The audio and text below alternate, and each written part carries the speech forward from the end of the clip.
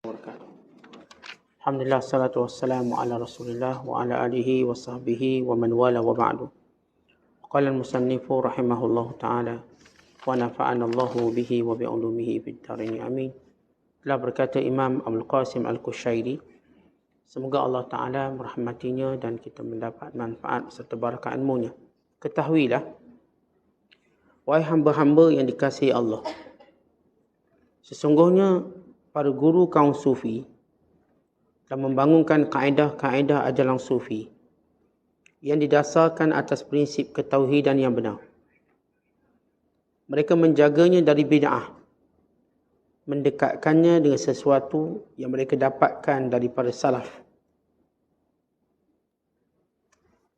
dan ahli sunnah. Ajarannya tidak didapati unsur-unsur penyerupaan pada al-haq atau disebut sebagai tashbih, dan peniadaan atau disebut ta'til. Mereka mendefinisikan segala sesuatu dengan penyandaran kepemilikan tunggal kepada haqqul qidam, haqqul qidam. Menyatakan sesuatu yang ada dengan sifat ketiadaan. Oleh kerana itu, seorang guru sufi terbesar, Imam Junaid Al-Baghdadi, semoga Allah Ta'ala merahmatinya, berkata, tauhid adalah pengesaan pada yang lama dari yang baru. Beberapa ketentuan dasar hukum tentang akidah oleh sejumlah pembesar kaum sufi telah digariskan berdasarkan dalil-dalil yang jelas dan kesaksian-kesaksian yang tampak. Dan hal ini Imam Ahmad bin Muhammad Al-Jariri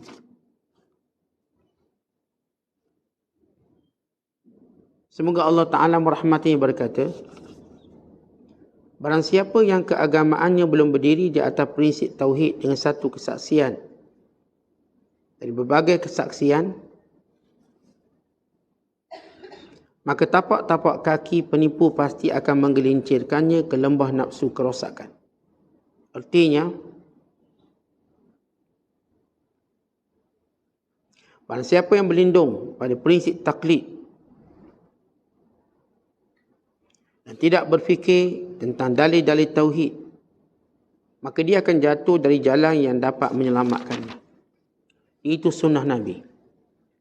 Dan tertawang di lembah kerosakan, sedangkan bagi orang yang mahu merenungkan beberapa kalimah dan ucapan pada guru sufi lalu menelitinya dengan saksama, merenungnya dengan sungguh-sungguh, maka pada beberapa pendapat, kesepakatan dan perbezaan antara mereka akan dijumpai sesuatu yang akan memperkuat perenungannya dengan satu kesimpulan bahawa suatu kaum tidak dapat melalaikan hakikat kebenaran dari tujuan akhir dan tidak dapat mi'raj ke langit dalam pencariannya dengan berpijak pada kelalaian.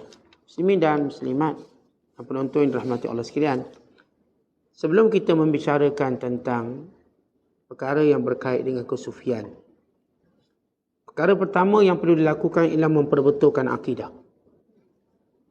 Akidah yang benar akan menjadikan sufi itu berada pada landasan yang betul.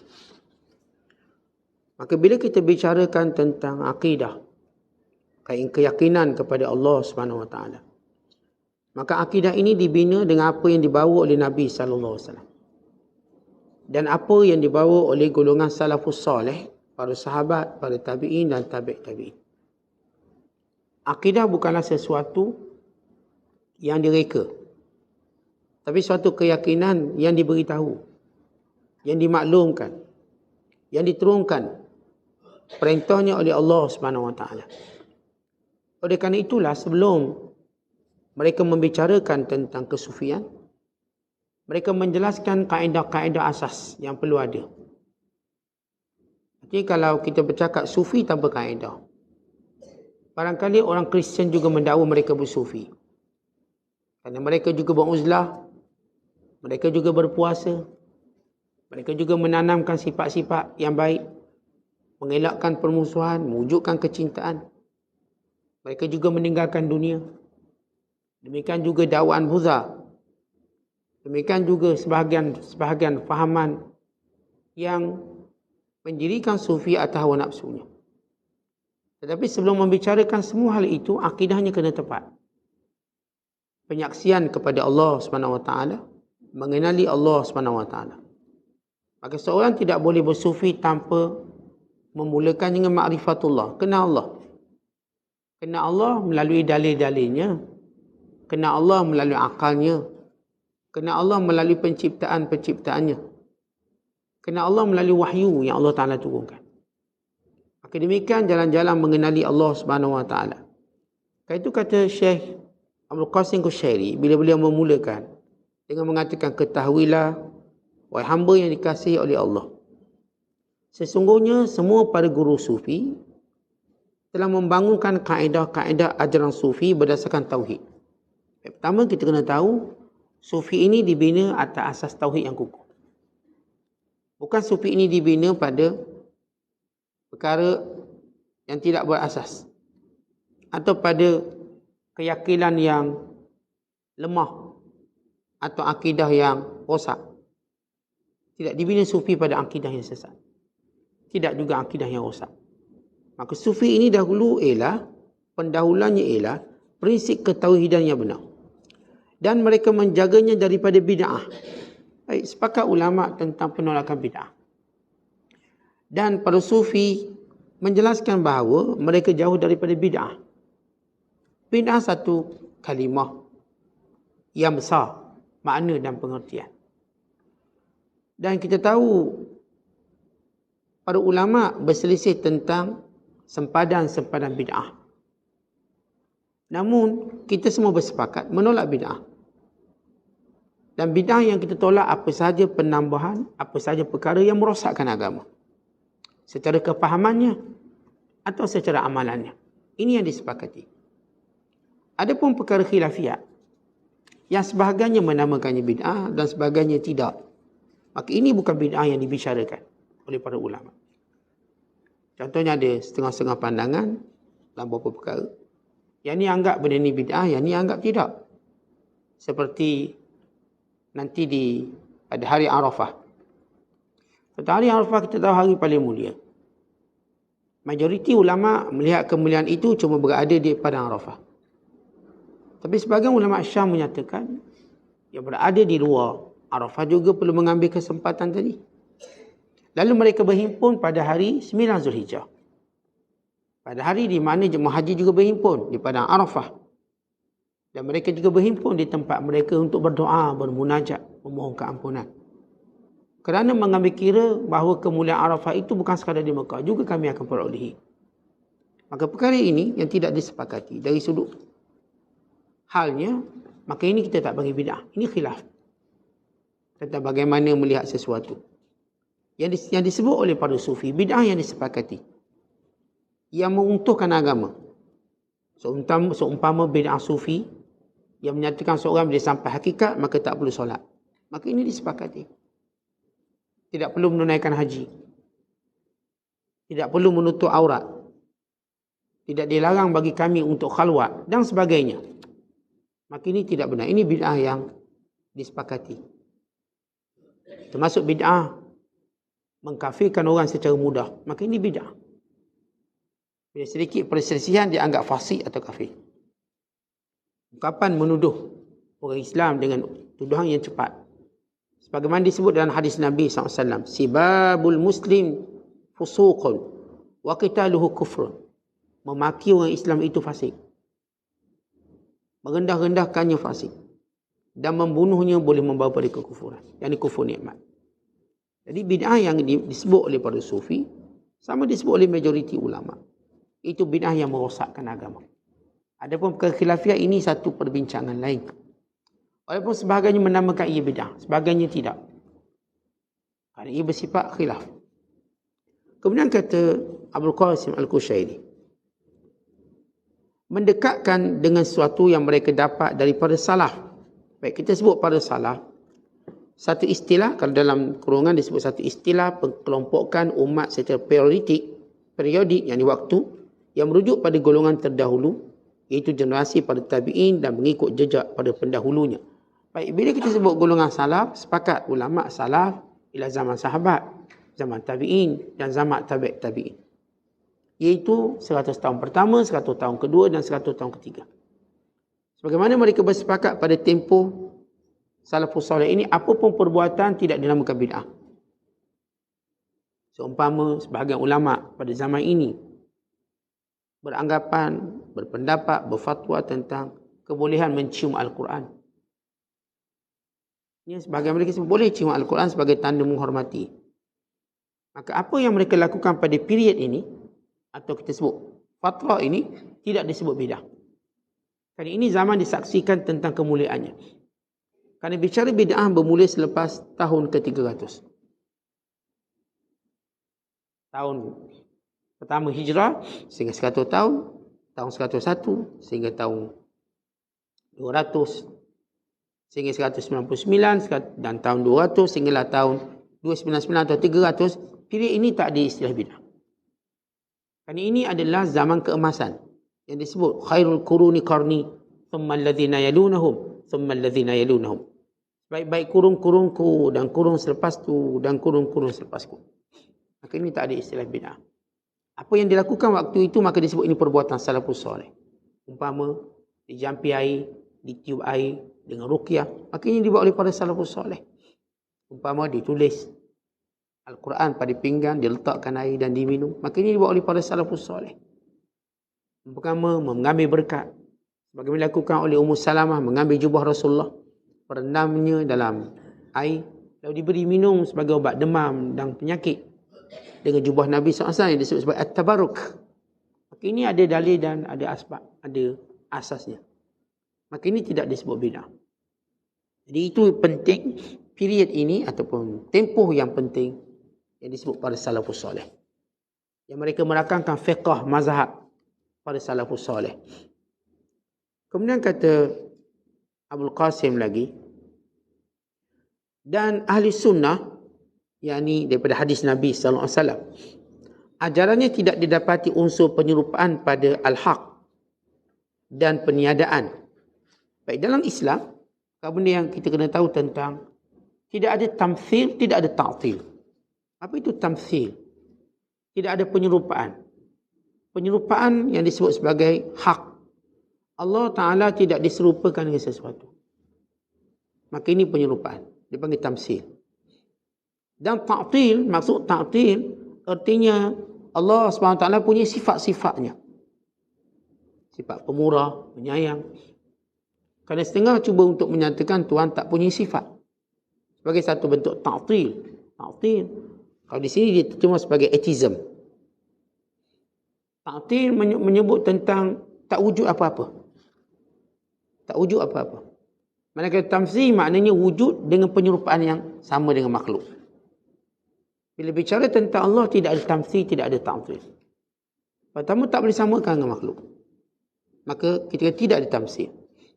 Yang kedua, tidak boleh ta'til. Artinya, tidak boleh melihat Allah itu macam suatu yang tak boleh nak definisi langsung. Ia wujud dengan sifat-sifat yang mulia.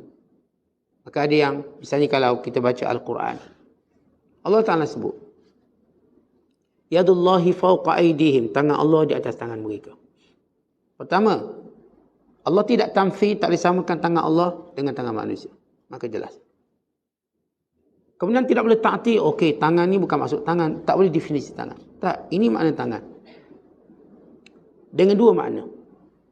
Yang pertama, memberi maksud majaz, itu kekuasaan. Yang kedua, memberi maksud hakikat yang layak bagi Allah dan kita nak komen. Kita tak kata tangan Allah macam tangan kita, tak ada.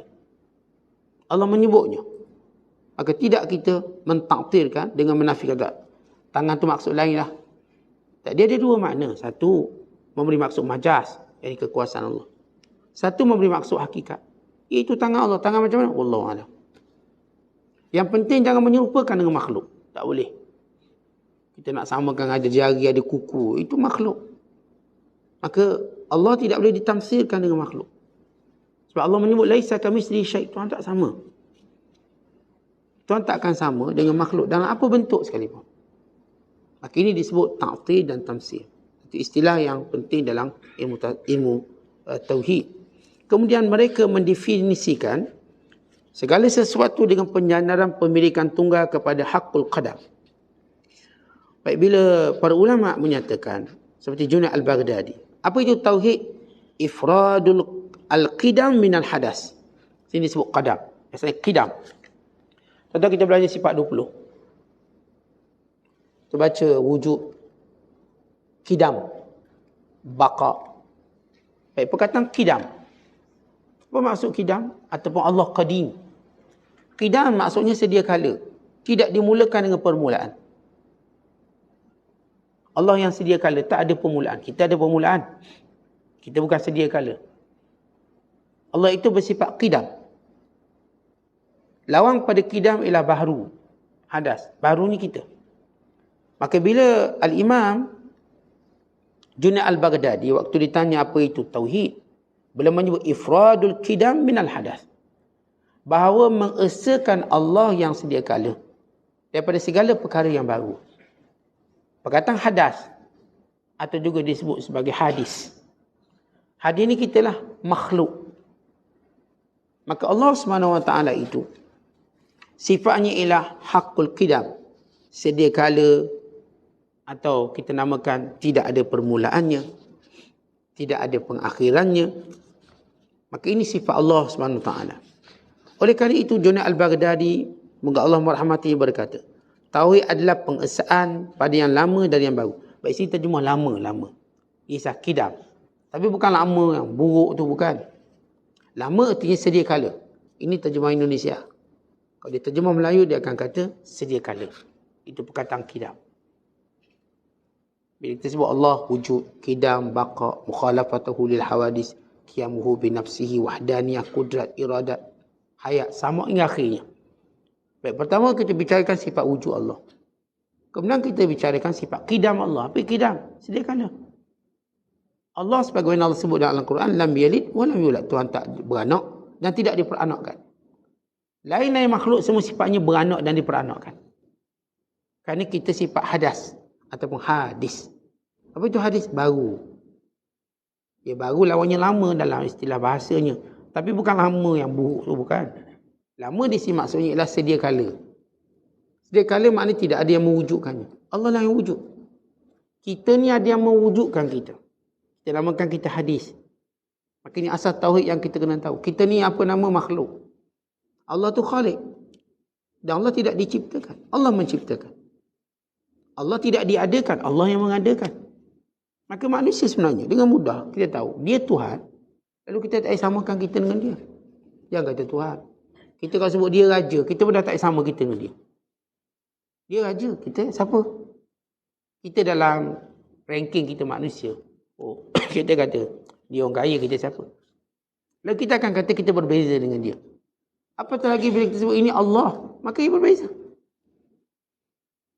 Kali itu bila musyrikin Mekah menolak Mi'raj Nabi SAW ke langit, kerana mereka melihat Allah itu sama dengan mereka. Lalu mereka mengira jarak, masa, tempoh. Walau Allah tidak terikat dengan benda tersebut. Bahkan Rasulullah berkata, aku diperjalankan, bukan aku jalan. Pada malam tu aku diperjalankan. Nabi SAW tak kata, saya berjalan pergi Baitul Maqdis. Maka bila Allah menyebut dalam Al-Quran, Subhanallazi asra bi'abdihi. Maha suci Allah yang telah memperjalankan hambanya. Diperjalankan hambanya. Memberi maksud hamba tu tak berjalan sendiri. Bila Allah perjalankannya, maka terkeluar daripada segala kiasan. Tak boleh kiaslah dengan tempohnya, masanya, jarak. Kerana Allah tidak memerlukan benda itu. Kerana semua tempoh di sisi Allah itu sama. Kerana Allah yang menciptakannya. Di sini asas tauhid. Yang semua orang kena tahu. Tentang apa maksud Allah SWT. Kemudian kata, lanjutan pada perbahasan tauhid kita. Yang ringkas. Beberapa ketentuan dasar hukum tentang akidah oleh sejumlah pembesar kaum sufi. Digariskan berdasarkan dalil yang jelas dan kesaksian yang tampak. Bila kita sebut tauhid, dia mesti ada dalil. Tauhid ni bukan pak turuk, mengikut datuk nenek moyang, bukan. Sebab itu dalam perbahasan tauhid, siapa yang bertauhid dengan bertaklid, hukumnya berdosa. Tauhid ini tidak boleh bertaklid, tapi mesti dengan ilmu. Kenapa awak ni semayang? Orang semayang, saya semayang. Kenapa awak ni beriman? Orang beriman, saya beriman. Bukan begitu. Setiap orang kena tahu dalilnya. Sama ada dalil tadi bersifat ijmali, ringkas. Kau tanya, siapa Allah? Ya Tuhan yang menciptakan saya, yang beri rezeki pada saya. Berarti dia tahu dalilnya. Allah yang menciptakan alam ini semua. Kerana setiap perkara ada yang mewujudkannya. Maka saya makhluk dan Allah itu khalik. Setiap orang dia kena tahu dalil. Dia tak boleh kata sebagaimana penyembah berhala kata, kenapa semua berhala? Datuk nenek sembah, kita orang sembah. Sebab? Tak ada sebab. Maka Islam bukan taklid. Maka Islam mencela taklid. Yang disebut sebagai taklidul a'ma, sebagai ikutan membabi buta. Semua orang dalam bertauhid kena ada dalil. Orang beriman yang tidak ada dalil ketauhidannya dipanggil mukmin asin, orang beriman yang berdosa. Sebab apa tuan-tuan sekalian? Supaya di mana pun kita pergi, utuh kita membawa akidah. Kita tak akan digoyangkan dengan suasana. Orang yang sebab dia beriman, dia Islam, dia sembahyang, kerana suasana environment dia, persekitaran dia, bi'ah dia. Lalu dia pergi tempat-tempat yang kufur, yang fasik, yang syirik, maka dia kena cepat terjebak. Sebab apa? Dah orang buat macam tu. Sebab itu wajib orang beriman ada dalilnya. Dalam hal ini Imam Ahmad bin Muhammad Al-Jariri atau Al-Hariri berkata, barang siapa katanya, man lam yaqif ala ilmi tauhid bi syahidin min syawahidihi zallat bihi qadamul ghururi fi mahwati min at-talafi. Siapa yang belum berdiri atas prinsip tauhid dengan satu kesaksian, ini dalil dari pelbagai kesaksian yang membuktikan keesaan Allah Ta'ala, maka tapak kaki penipu pasti akan menggelincirkannya ke lembah kerosakan. Orang yang bertauhid dan tanpa dalil, maka ada golongan-golongan penipu, pembohong, skema-skema akidah dengan mudah menggelincirkannya. Saya sebut tadi lah, kita bila pegang akidah. Anak kita pergi ke Korea, dia pergi ke Rusia, dia pergi ke negara Vietnam, negara tak ada agama, dia kekal beragama. Bukan dia mana orang yang tidak beragama ini salah. Sebab dia beragama dengan bukti dan dalil. Syahid. Sebab itu wajib diajar ilmu akidah. Anak-anak kita mesti diajar ilmu akidah. Contoh kita boleh ajar ilmu matematik. Kita boleh ajar di ilmu pengetahuan am. Ilmu membaca, sian-sian. Tapi kita barangkali lupa untuk ajar tentang akidah. Akidah itu penting. Supaya tak ada orang menggelincirkannya. Terlihat dalam konspirasi irtidad ataupun memurtadkan umat Islam. Mereka cari siapa? Mereka cari orang-orang yang tidak ada asas agama. Kerana itu kita namakan dakwah agama lain. Cara orang lemah untuk menggelincirkannya pada agama. Mereka masuk melalui sama ada melalui ekonomi atau melalui NGO kebajikan atau melalui apa yang disebut sebagai bila berlaku kecemasan dunia. Bila berlaku musibah dunia atas nama NGO bantuan, lalu mereka mengkristiankan. Itu berlaku di Nigeria. Itu berlaku di Afghanistan. Masuk melalui apa mereka sebut sebagai bulang sabit merah ataupun mereka sebut sebagai kelompok palang merah. Rupanya mereka membawa agenda Kristian. Lalu mereka cuba Kristian dengan orang Islam. Dengan melalui misi-misi kemanusiaan. Orang yang kuat akidah, mereka mudah memeliharanya akidah. Tapi yang tak kuat. Islam dalam memerangi golongan murtad. Dan mencegah kemurtadan. Maka Islam jaga pertama menghalang orang bukan Islam daripada melakukan perkara tersebut. Yang kedua, menghalang orang Islam sendiri dengan cara memberikan ilmu supaya mereka tahu asas akidah. Mereka akan tahu bahawa Nabi Isa itu bukan anak Tuhan, tapi Rasulullah. Sebagaimana Rasul-Rasul terdahulu. Mereka tahu bahawa kelahiran Nabi Isa tanpa ayah bukan satu keajaiban yang menjadikan dia sebagai Tuhan. Tapi itu tanda kekuasaan Allah. Sebagaimana kelahiran Nabi Adam tanpa bapa dan tanpa ibu. Yang orang Islam ada hujahnya. Kerana itu dia tak boleh ditipu. Kenapa Nabi Isa itu Tuhan? Oh, sebab dia tak ada bapa. Bagaimana Nabi Adam? Bagaimana Hawa? Maka argumen-argumen yang menjadikan dalil keyakinan orang iman. Menjadikan orang Kristian tidak boleh memurtadkan orang Islam. Tidak juga sekian-sekian. Itu kita lihat dalam peperangan, kesan daripada peperangan salib. Bila negara-negara Kristian di Eropah mula cuba menjajah negara Islam. Lalu mereka pilih negara seperti negara Malaysia melalui penjajahan Portugis, penjajahan Belanda. Tapi sepakat semua ahli sejarah bahawa bila penjajah datang ke negara Islam khususnya, mereka membawa 3 matlamat mereka. Antara matlamat itu ialah gospel dipanggil. Apa itu gospel? Pengkristianan. Selain daripada gold untuk mencari kekayaan emas, dan daripada glory untuk mencipta kehebatan mereka, dipanggil 3G. 3G. Waktu mereka launching penjajahan ke negara-negara Islam di Asia. Malaysia Barat ataupun Asia Tenggara. Masuk Malaysia, Indonesia, Brunei, bahkan Filipina yang dahulu negara Islam. Kerana kepulauan ini terkenal sebagai kepulauan Islam. Maka 3G mereka antara paling penting ialah gospel. Kristianisasi. Tapi mereka gagal mengkristiankan orang Melayu. Akhirnya apa mereka buat? Mereka paksa. Mereka tangkap orang Islam. Mereka bongkarkan kubur-kubur orang Islam. Mengambil batu-batu nisan, mereka membina tembok-tembok besar. Dan mereka membina kota Formosa. Mengumpulkan orang Islam, memaksa mereka masuk Kristian. Kalau mereka enggan, lalu mereka akan menembak mati. Tapi mereka gagal. Gagal mengkristiankan orang Melayu. Kenapa? Akidah yang ada. Perkara yang sama yang dibuat oleh Sepanyol waktu mereka masuk ke negara Andalusia. Mereka memaksa orang Islam supaya meninggalkan Islam dengan memakai pakaian salib, bukan dengan membunuh. Maka sebahagian orang Islam itu diceritakan dibakar hidup-hidup seramai 2,000 orang. Hidup-hidup bakar. Dan sebahagiannya dipenjara tanpa apapun dakwaan. Sebahagian dirampas harta benda mereka supaya mereka meninggalkan kota Andalusia atau Sepanyol. Tapi yang hebat, mereka jaga agama mereka. Mereka jaga. Kenapa? Kan dasar tauhid itu jelas bahawa seorang mesti tahu kenapa dia berakidah. Bukan ikut-ikut. Bukan kerana ditawarkan kekayaan lalu pun murtad. Tidak. Sejarah menunjukkan bahawa orang Islam kental mempertahankan akidah. Menjaga akidah. Sebab itu wajib. Semua ulama sepakat bahawa dalam membina kefahaman tauhid itu wajib secara dalil. Kena. Sama dalil itu bersifat ijmali. Ijmali ringkas. Allah yang menciptakan alam ini. Itu ijmali. Bukan patung buat. Bukan Nabi Isa buat. Allah. Ataupun dalil tafsili. Tafsili detail. Dia boleh berhujah.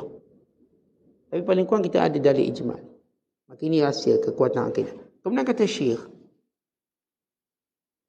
dan hal ini bila beliau menyatakan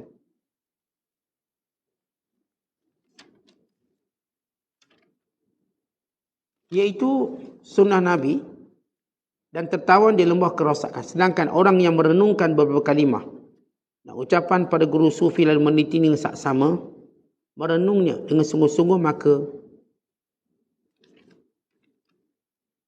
pada beberapa pendapat, kesepakatan dan perbezaan antara mereka akan menjumpai sesuatu yang memperkuatkan perenungannya dengan satu kesimpulan bahawa satu kaum tidak dapat melalaikan hakikat kebenaran dari tujuan akhir dan tidak dapat mi'raj ke langit dan pencariannya dengan berpijak pada kelalaian.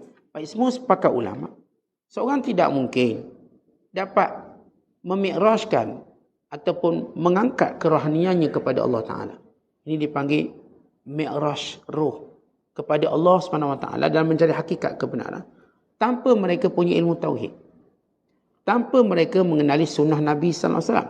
Pasti mereka akan tertawan dengan kelompok-kelompok yang akan menyesatkan mereka. Sebab itu kita dapati daripada ucapan, daripada kata-kata semua para ulama-ulama, mereka mempertahankan ataupun menekankan tentang persoalan tauhid walau berbeza perkataan mereka.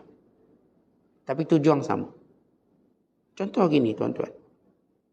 Bila kita bicarakan tentang makna ikhlas, maka ulama ada puluhan definisi ikhlas, tapi nilainya sama. Melaksanakan sesuatu hanya kerana Allah. Ada yang kata ikhlas itu sama pujian dan kejian. Ada kata ikhlas itu ialah menyembunyikan kebaikan sebagaimana kamu menyembunyikan kejahatan. Ada yang mengatakan ikhlas itu kamu tidak mengharapkan apa pun bayaran. Tetapi dengan keperbezaan pelbagai kalimah, pendapat, kata-kata, kalau kita renung di makna sama. Juga dalam makna tauhid. Tauhid dalam definisi mereka, di dalam kupasan mereka, huraian mereka. Wa imma kita sebut sifat 20-nya, sifat 13-nya, maka ia pergi pada makna yang sama. Bahawa Allah SWT itu berkuasa mencipta, tidak disamakan dengan makhluk, tidak ada yang menyerupainya. Maka jelas. Baik, perkara kata Syekh Abdul Qasim Kushairi, saya akan bawa sesuatu secara ringkas. Beberapa kalimah penting dalam makna tauhid. Saya nak bawa kalimah ringkas. Sini dia tak terjemah apa yang disebut oleh Syekh Abdul Qasim Kushairi. Kerana itu kita mulakan perbahasan tauhid kita dengan beberapa istilah penting. Kita dah tahu tentang kepentingan tauhid. Asas tauhid. Tak tahu tauhid, kita akan disesatkan. Kita pasti akan dijauhkan daripada sunnah yang sebenar. Sunnah Nabi SAW yang sebenar.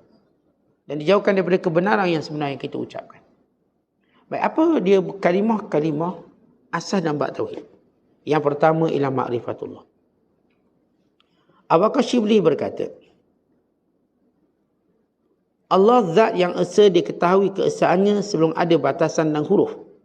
Maha suci Allah, tidak ada batasan bagi zatnya, tidak ada huruf bagi kalamnya. Baik, bila kita sebut Allah SWT, maka mukaddimah mengenali Allah Ta'ala apa dia? Bahawa Allah tidak ada yang menyekatnya secara batasan. Dan Allah SWT juga tidak ada hurufnya. Maksud tuan-tuan sekalian, bila kita sebut kalam Allah, tidak terhenti hurufnya. Tak terhenti. Kalam kita, perkataan kita berhenti. Allah sentiasa berkata-kata. Sebab itu bila kita baca sifat 20, kaunuhu mutakalliman, bahawa Allah senantiasa berkata-kata. Allah tak diam. Kita ni cakap-cakap kemudian diam. Allah sentiasa berkata-kata. Kan diam sifat lemah makhluk. Diam tanda kejahilan makhluk. Kita tuan-tuan kadang-kadang kita diam sebab tak tahu nak kata apa. Diam. Kenapa diam? Penat dah. Lemah. Kenapa diam? Sifat kita ini terbatas dengan huruf. Ada perkataan kita tak tahulah huruf dia apa. Stop. Allah tidak terbatas dengan huruf itu. Kerana kaunuhu mutakalliman, Allah SWT sentiasa mutakalliman. Baik, Allah tidak dibataskan dengan had. Betul bila kita sebut tentang had, batasan.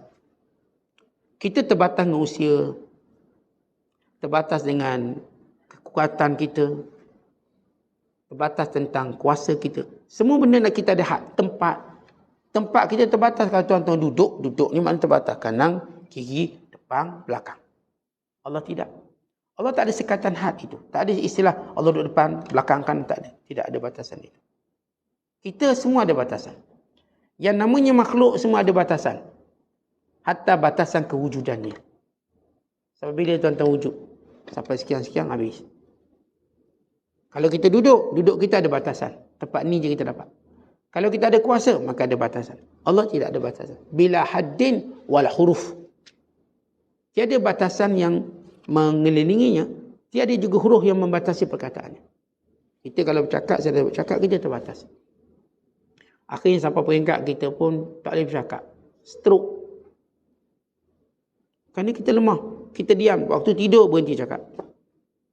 Waktu tak ada idea berhenti cakap. Waktu kita kebingungan dan ketakutan berhenti cakap. Itu kelemahan kita. Huruf kita terhenti. Kalau tuan-tuan bercakap, berhenti kat mana? Saya bercakap, berhenti kat OP. Cakap. Pergilah. Allah tidak dibatasi dengan huruf. Kenali Allah. Baik, tak ada orang kata Allah diam. Ni Allah tengah buat apa tengah diam. Allah sentiasa berkata-kata. Kulla yaumin huwa fi sya'. Setiap hari Allah punya urusannya. Bila ada seorang dahri, dia berdebat dengan Imam Abu Hanifah. Ad-Dahri ini satu fahaman sesat.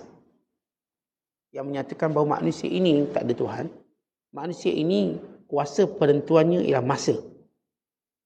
Kita hidup kerana masa, kita mati kerana masa. Maka digelar sebagai dahri. Kelompok masa. Atau dahriyah. So, dia berdebat dengan Imam Abu Hanifah. Ad-Dahri dia berada atas mimbar. Abu Hanifah duduk bawah. Dahri masa itu mendapat tempat yang tinggi. Dia cakap ke atas. Lalu ditanya kepada Imam Abu Hanifah, apa yang Tuhan kamu lakukan sekarang? Allah sekarang buat apa? Maka kata Imam Abu Hanifah, boleh tak awak turun daripada mimbar tu? Saya pula nak naik. Sebab kita debat ni tak seimbang, awak duduk atas, saya duduk bawah. Boleh tak awak turun dan saya naik? Kemudian saya jawab. Kata Dahri, baik, saya turun. Maka dia turun, maka Abu Hanifah pun naik. Lalu kata Abu Hanifah, sekarang Allah menaikkan aku dan menurunkan kamu. Menaikkan kebenaran dan menurunkan kebatilan. Ya, bagaimana? Dia kata Allah sentiasa, perbuatan Allah tak berhenti. Kita kan kalau buat benda berhenti. Masak mi goreng berhentilah, penat lah. Mi goreng pun dah siap. Taklah kita. Tapi Allah tak berhenti. Allah ciptakan dunia, Allah pun berhenti. Macam kata Yahudi, Allah pun rehat, penat 6 hari cipta. Ini akidah salah. Lalu mereka mengisyakan Sabtu tu cuti. Maka Allah mengharamkan mereka bekerja Sabtu. Dek keceluparan mereka. Kata Allah penat sudah menciptakan langit dan bumi. Allah ciptakan bumi ini selama 4 hari dan langit ini selama 2 hari. Kemudian Allah penat. Di asal poin itu betul lah, Allah menciptakan dalam 6 masa. Tapi lepas tu bukan cerita penat. Mereka duk bayangkan secara makhluk penatlah dah cipta ni. Bumi besar, langit. Mereka tak melihat kebesaran Allah mengatasi segalanya. Lalu mereka menisbahkan beberapa sifat mereka pada Allah. Lalu mereka kata Allah tak nak berehat hari ke-7. Kerana itu kami juga berehat.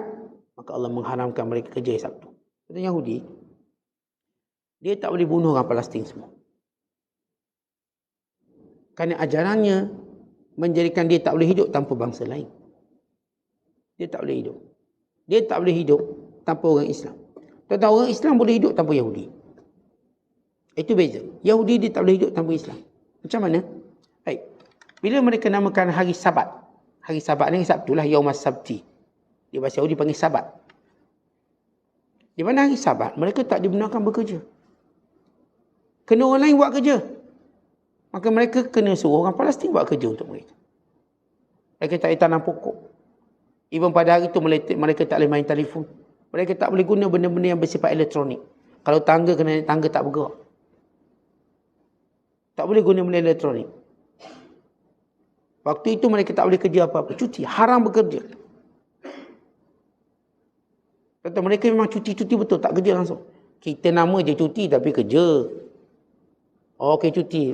Elok-elok buka gerai tepi jalan pula. Kerja mana? Ada part time pula dia. Kita nama je. Cuti-cuti kita kerja. Kerja lain maksudnya. Dia cuti cikgu. Habis dia meniaga lembu pula. Kerja. Maksudnya kita tak cuti. Nampak cuti. Tapi ada projek-projek lain. Orang Yahudi cuti-cuti betul. Dia memang cuti. Tak boleh buat kerja. Dia tak boleh buka gerai. Tak boleh dia makan. Aneh. Sebab itu saya kata mereka perlukan orang Islam. Pada hari mereka terpaksa beri. Kena benar, kena suruh Palestin petik tomato. Petik buah hati. Mereka tak boleh petik. Haram petik. Mereka terpaksa patuh. Macam mana mereka nak keluarkan semua orang Palestin?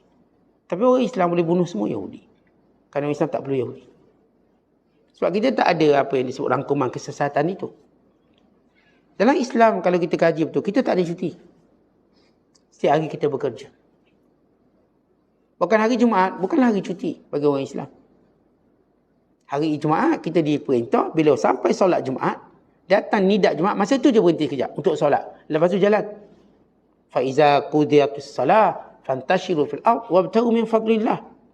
Bila mana selesai solat Jumaat, terus bertebaran di muka bumi untuk bekerja. Ini dalil bahawa Jumaat bukan cuti. Tapi oleh kerana orang semua cuti, kita pun kalau sebut hari apa yang lebih aula cuti, kita sebut hari Jumaat lah cuti supaya kita dapat ke masjid. Tapi bukan bermaksud tak boleh kerja. Yahudi baik, Kristian baik. Cuti tu mana tangan kerja. Kita tak kerja jalan. Tetapi bagaimana kita nak kerja, nak berhenti kerja. Sedangkan kerja itu keperluan kita setiap hari. Seperti mana kita sebut nak cuti makan. Tak mungkin kita boleh cuti makan. Makan keperluan hari-hari. Kerja jalan cuma kerja yang resmi mungkin kita tak buat. Saya cikgu, cuti sekolah, berhenti. Tapi saya mungkin ada kerja tak resmi saya. Tak saya bekerja. Tak salah kalau saya. Misalnya kata, okay, cuti sekolah saya pun nak buat bisnes. Meniaga baju ke, meniaga apa. Supaya saya dapat sekian-sekian. Maka tak salah. Hatta kita bulan Ramadan pun bukan bulan cuti kerja. Tak ada seorang pun kata, okay, Ramadan jangan kerja. Tak ada. Kerja-kerja. Tak ada masalah. Bukan kita perang bulan Ramadan. Banyak peperangan Islam berlaku bulan Ramadan. Sebenarnya kan tak ada isu. Lepas tu kita tak ada istilah cuti yang secara agama. Cuti tadi cuma kita mengikut tentang aliran dunia. Manusia. Okay, kita bagi cuti agung, cuti itu, cuti. Walah, kita tidak cuti sebagaimana dan definisi cuti, tak kerja. Kita buat sesuatu yang kita akan buat. Saya kata berbeza dengan makna cuti di sisi orang Yahudi. Baik, ini yang kita sebut tentang bagaimana orang cuba memahami Allah dengan diri mereka. Dia kata Allah cipta bumi lalu penat lalu cuti. Maka Allah tak begitu. Allah tidak terhenti hurufnya kata-kata. Dan tidak terhenti perbuatannya. Kita terhenti semua. Last sekali terhenti jantung kita habis mati. Dan namanya manusia ialah makhluk yang sentiasa berhenti-henti. Kita tu bukan makhluk yang direct jalan. Contoh kita kalau cakap terhenti-henti.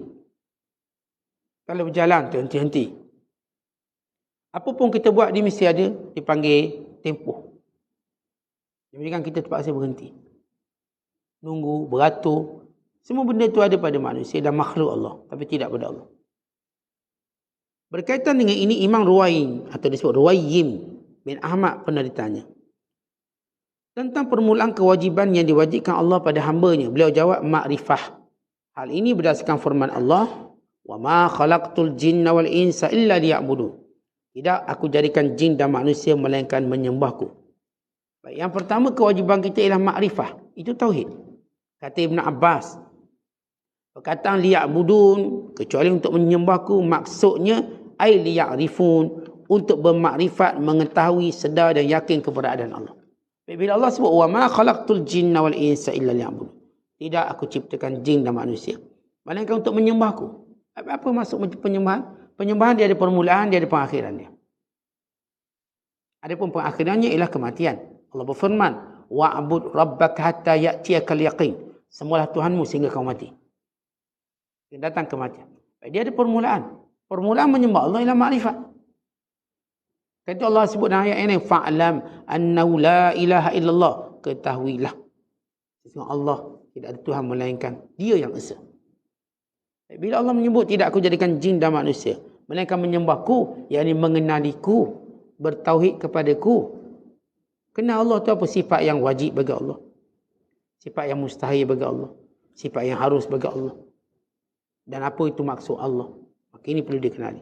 Imam Junaid berkata, sesungguhnya awal yang diperlukan oleh seorang hamba dari sesuatu yang bersifat hikmah adalah mengetahui sang pencipta atas keterciptaan dirinya.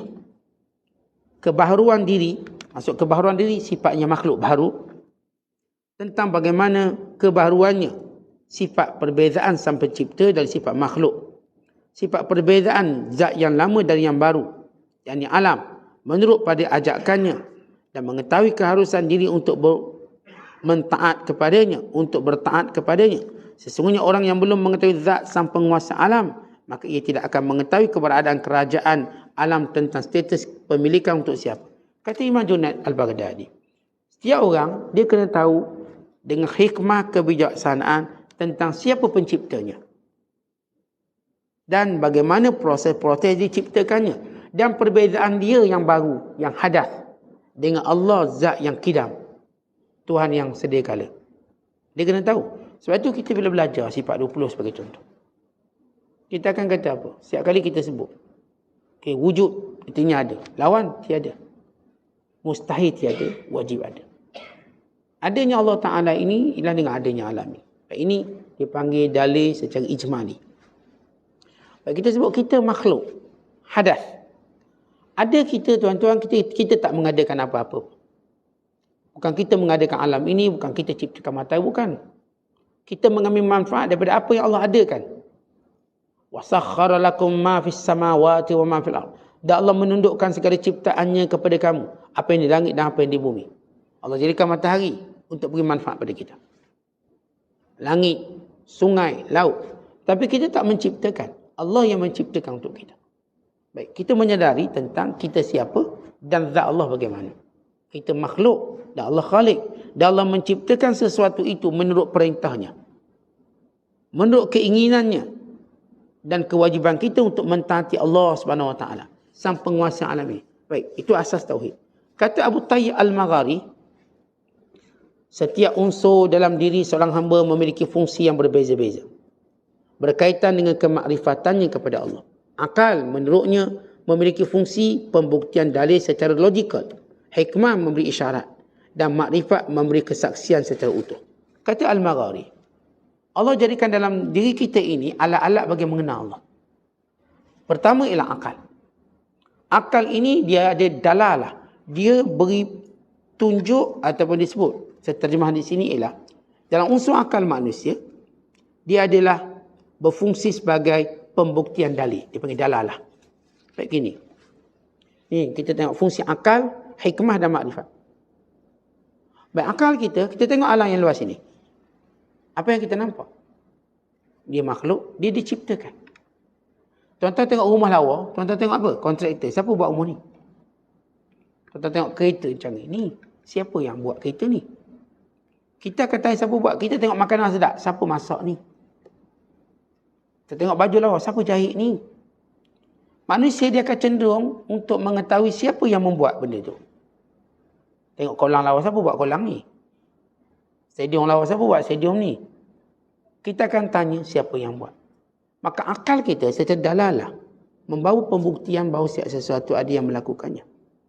Baik, manakala hikmah kita, dia ada sifat isyarat. Hikmah yang akan tunjuk siapa sebenarnya yang buat. Allah. Maka dia mengisyaratkan. Kalau akal saya faham bahawa rumah ni ada kontraktor. Hikmah saya tahu, fulan bin fulan lah kontraktornya. Fulan dan fulan. Dan manakala makrifat itu akan menjadi saksi yang sebenar, inilah penciptanya. Kalau ada yang mendakwa yang lain cipta, saya kata no. Kata ini berhala cipta langit. Tak ada. Pertama, alam ini ada yang ciptakan. Itu dalalah. Dan hikmah saya tahu yang ciptakan ini mesti yang bersifat sempurna. Ya Allah. Manakala makrifat saya akan menolak semua orang mengatakan bahawa bumi ini orang lain buat. Saya kata tak. Kata kita kalau, contohlah saya katakan, ni masakan sedap ni. Kita tahu masak ni mesti ada orang buat. Lalu hikmah kita mengetahui ni syekhnya. Tiba-tiba ada orang tahu saya lah yang masak tak? Kita nafikan bukan awak masak. Yang masak dia saya tahu. Maka atas nama makrifat bila orang ada kata Isa itu anak Tuhan dan Tuhan. Kita bukan. Isa itu cuma Rasulullah. Ini berhala Tuhan. Tak, berhala ini cuma makhluk.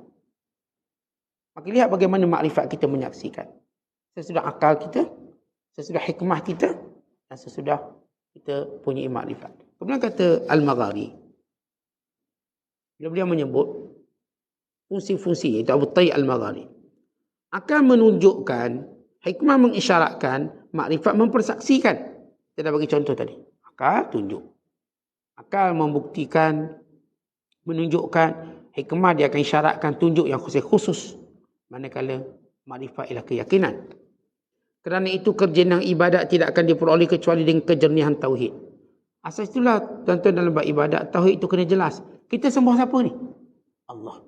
Siapa? Menciptakan. Siapa dia? Allah. Dan kita jadi saksi. Hanya dia layak disembah. Sebab itu kalimah kita apa? La ilaha. Tak ada Tuhan. Kata la ilaha. Ialah kita menyatakan tak ada Tuhan yang sebenar. Ay la ma'buda bihaqqin. Tidak ada yang disembah yang paling benar. Illallah, kecuali Allah. Kita sebut perkataan kecuali Allah. Di situ ialah isyarat kita.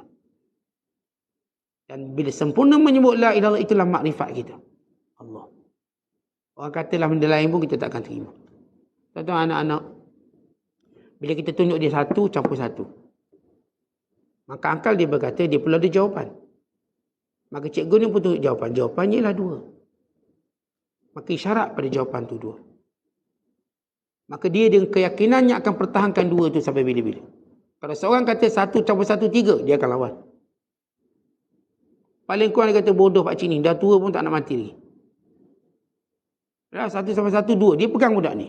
Cuba tuan-tuan goyahkan keyakinan budak ni. Cari seorang budak yang sudah punya keyakinan satu campur satu dua, cuba tuan-tuan goyahkan, katakan satu campur satu tiga. Tengok apa dia kata pada tuan-tuan. Agak-agak dia kata apa? Kita ayah pun. Kita ayah ni. Cakap, Alung sini. Alung belajar satu campur satu berapa? Dua ya. Mulai hari ni ubah jadi tiga. Budak ni lagi rumah. Kata ayah aku dah gila. Tentu kalau yang tu orang kata gila. Bagaimana orang kata ada Tuhan lain pada Allah? Dia lagi gila. Patung ni Tuhan. Gilanya kau. Teruknya kau. Kenapa jadi seteruk macam tu akal kau ni rosak? Apa yang merosakkan ni? Sampai duk tengok patung tu kata Tuhan. Saya kata, saya arguing. Saya akan marah. Kalau saya dapati seorang cikgu ajar anak saya 1+1=3, saya pergi sekolah tu. Saya cadangkan sekolah tu tutup. Ini lepasan Oxford. Ini lepasan Cambridge. Ini lepasan sekian. Saya tak akan izinkan dia ajar anak saya sesat 1+1=3. Sesuai saya ada makrifat tu. Kenapa tuan-tuan kata pada bicara sifir ini? Walau ni kalau kita nafi pun tak kafir kita. Kalau saya kata 1+1=3, berdosa ke saya? Kafir ke saya? Tak ada. Tapi kita tak akan terima. Tak boleh terima. Kalau kita jumpa orang ni, kau kenal tak tu? Tu yang kata 1+1=3 tu. Oh. Ni kalau nak bagi projek pun kena fikir. Boleh ke bagi projek 1+1=3? Tak boleh. Di minang anak kita mau fikir. Awak nak minang anak saya? Okay, saya nak tanya awak. 1+1 apa? 3 ya? 3. Saya tak ambil dia menantu. Biar dia kaya pun. Dia punya gila lain macam. Rosak anak saya ni. Bawa dipamerkan kekayaan, dipamerkan. Tapi akalnya tak betul. Bagaimana dia kalau nampak ketuhanan? Yang jelas dikata berhala ni yang buat. Patung yang buat. Ini Nabi Isa yang cipta. Kita kata ni, awak ni gila sungguh. Terlalu sesat. Maka itu penting tentang asas tauhid tadi. Yang kuat. Dalam akidah kita. Yang mewujudkan kejernihan. Kemudian kata Imam Junaid Al-Baghdadi. Tauhid bererti pengesaan zat yang esa. Dengan hakikat dan kesempurnaan keesaannya. Sesungguhnya dia zat. Ini Allah yang esa. Yang tidak beranak dan tidak diperanakkan. Lam yalid wa lam yulad. Dia zat yang esa, tidak beranak dan tidak diperanakkan. Pengesaannya juga dengan peniadaan terhadap sesuatu yang berlawanan. Kesamaan dan keserupaan. Allah berlawanan dengan yang lain. Dan Allah tak serupa dengan sesiapa pun. Atau menyamainya pun tak. Baca Qul Huwallah. Qul Huwallahu ahad. Katakan Allah itu satu. Allahus Samad. Allah tempat bergantung harap. Tanpa perantara. Lam yalid. Allah tak beranak. Walam yulad. Tidak diperanakkan. Menafikan semua yang ada sifat itu. Walam yakul lahu kufuwan ahad. Dan tidak ada yang menyamai Allah. Atau sekutu dengan Allah. Apatah lagi mengatasi Allah. Tak ada. Esa tanpa penyerupaan. Bagaimana penggambaran, pengasosiaan dan penyimbolan. Baik, kita tak boleh, bila disebut Allah, Allah tak boleh kita nak gambar, tak boleh kita nak simbolkan, tak boleh. Sebagaimana berhala mereka simbolkan, ataupun benda-benda ketuhanan ini mereka gambarkan, mereka simbolkan, tak. Allah sesuatu yang kita tidak dapat mengetahui secara perkiraan makhluk. Tak boleh nak jelmakan Allah secara zatnya dengan membuat patung-patung. Tak boleh. Itu bukan Allah, itu tetap makhluk. Tak satu pun di semesta alam ini yang menyamainya. Dia zat yang maha mendengar dan melihat. Pendapat ini tidak beza jauh dengan apa yang disebut oleh Abu Bakar Zahir Al-Ubadi ataupun Al-Abadi. Menurutnya makrifat adalah nama. Artinya adalah keberadaan pengagunan dalam hati yang mencegahnya daripada sifat etis dan kufur. Kata Imam Al-Abadi, Al-ma'rifatu ismun wa ma'nahu wujudu ta'zimin fil qalbi yamna'uka anit ta'tili wa tashbih. Bahawa makrifat itu satu makna yang memberi maksud mengagungkan Allah Ta'ala dalam hati kamu, yang menghalang kamu daripada menyamakan Allah dengan sesuatu yang lain. Ataupun menidakkan Allah dengan apa yang disifatkan tentang dirinya. Maka ini maksudnya orang yang ada makrifat. Ini secara ringkas tentang betapa penting ilmu tauhid. Bagi mukaddimah sebelum Syekh Al-Imam Abdul Qasim Kushairi dia nak cerita tentang tauhid, dibina dulu asas-asas tauhid yang berkait dengan makrifatullah, berkait dengan sifat Allah, berkait dengan iman, berkait dengan rezeki, berkait dengan kufur. Kan ini asas-asas akidah yang kita akan bicarakan. Berkait dengan arash Allah SWT, berkait dengan zat Allah SWT, sebelum kita pergi kepada istilah tasawuf pula. Ini mukaddimah pada istilah-istilah tauhid. Supaya kita tahu bahawa tasawuf itu adalah tauhid. Tasawuf itu untuk binanya tauhid. Bukan tasawuf lain, tauhid lain. Tentu kalau secara grading, secara kita katakan penamaan, ia benar. Tapi secara pemahaman, ia semua. Kalau orang sebut tasawuf, dia tidak berdiri melainkan dengan tauhid yang jelas. Dan dia tidak berakidah melainkan dengan syariat yang jelas. Artinya tak ada orang nak atas nama sufi cuba pisahkan dengan tauhid, and then pisahkan dengan syariat, lalu bergerak atas nama sufi yang telanjang. Sufi bukan bergerak dengan telanjang. Sufi berpakaian bersyariat. Yang sufi itu berotak, berakidah. Sufi berarti dia berakidah, berotak, berfikir. Dan dia sufi berpakaian bersyariat. Bukan sufi yang telanjang lalu gila. Atas nama sufi, seorang lelaki yang berjalan dan otaknya gila. Tiada tauhidnya, tiada syariatnya. Cuma mendakwa sufi. Dia nampak kamu hanya seorang yang telanjang. Tidak lebih pada itu. Kalau seorang itu bersufi, dia bersyariat yang membalut tubuhnya, pakaiannya. Dan seorang bersufi punya akal dan otak yang berfikir tentang ketauhidannya. Maka ini sufi, kesempurnaan dalam tauhidnya, dalam syariatnya, dalam akidahnya, di dalam hukum hakamnya, dan dalam pemurnian, pembersihan jiwa, hati dan nurani. Wallahu a'lam bishawab. Assalamualaikum warahmatullahi wabarakatuh.